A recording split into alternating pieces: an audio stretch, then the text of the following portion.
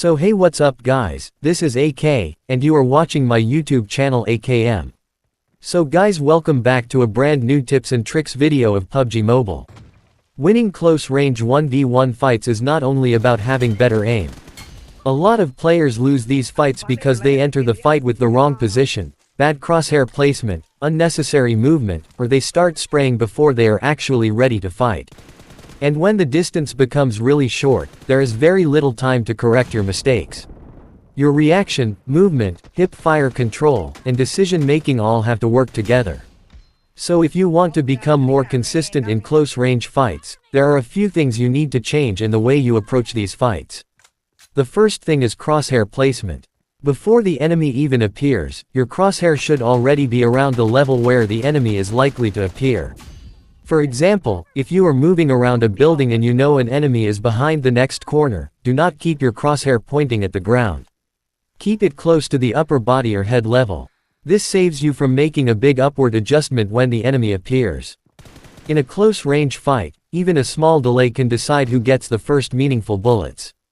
This becomes even more important when you are using hip fire. Hip fire is extremely useful at very close range because you can keep moving while shooting, and you do not have to spend time aiming down sights. But hip fire is not just about holding the fire button and hoping the bullets connect. You still need good crosshair placement and controlled movement. If your crosshair is already on the enemy when you start shooting, your hip fire becomes much more effective. The next thing is movement. A common mistake I see is players moving too much during a 1v1. They think faster movement automatically makes them harder to hit, so they keep changing direction without controlling their aim. But if your movement becomes random, your own crosshair becomes unstable. The goal is not to move as much as possible. The goal is to make your movement difficult for the enemy to predict while keeping your own aim controlled. Use short left and right movements while hip firing, and change your direction when you need to throw off the enemy tracking. But do not constantly spam movement without a reason. If you are fighting around a corner, movement becomes even more important. Do not completely expose yourself before you are ready to shoot. Use the corner to reduce the amount of your body that the enemy can see, then swing out when you have the advantage. This creates a much easier fight because the enemy has less time and space to react. And this brings us to one of the biggest parts of close range fights, positioning. A good player does not always take the fight from the most obvious position. If you are standing in the middle of an open room while the enemy is using a doorway or cover, your aim can be perfect and you can still lose. Try to fight from positions where you have something nearby that you can use as cover. Walls, doors, boxes, vehicles, and corners can all give you a small advantage. The idea is simple. You want to make the enemy work harder to hit you while giving yourself an easy way to reset the fight.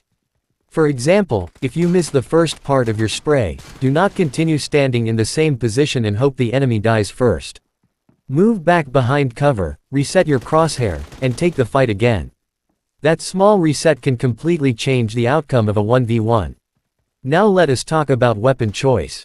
For extremely close range fights, weapons that can deliver damage quickly are usually much easier to use. SMGs and close range shotguns can be very effective, depending on your playstyle and the situation. But the important thing is knowing the range of your weapon. If the enemy is extremely close, hip fire can be faster and more practical than aiming down sights. But as the distance increases, relying completely on hip fire becomes less consistent. This is where many players make a mistake. They use the same shooting style at every distance. Instead, match your shooting method to the situation. Very close range, focus on hip fire and movement.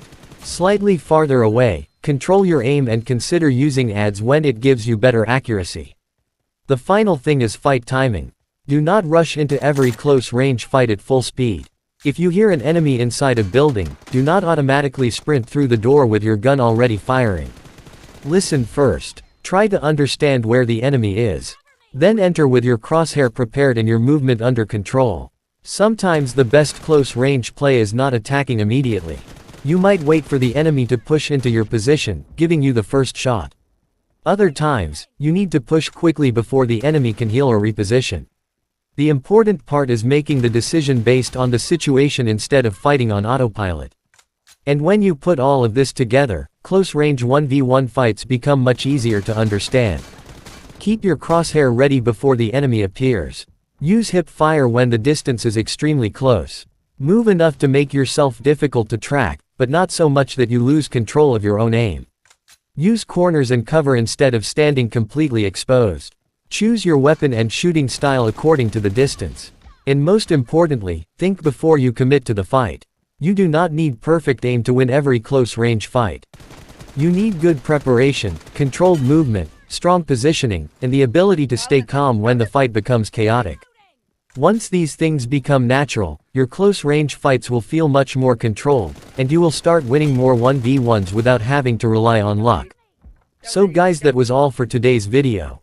If you found this video helpful, make sure to leave a like and subscribe for more PUBG Mobile tips, aiming guides, movement tutorials, and practical gameplay advice that will help you improve faster. Hit the subscribe button and turn on notifications. Thank you so much for watching, and I will see you in the next video.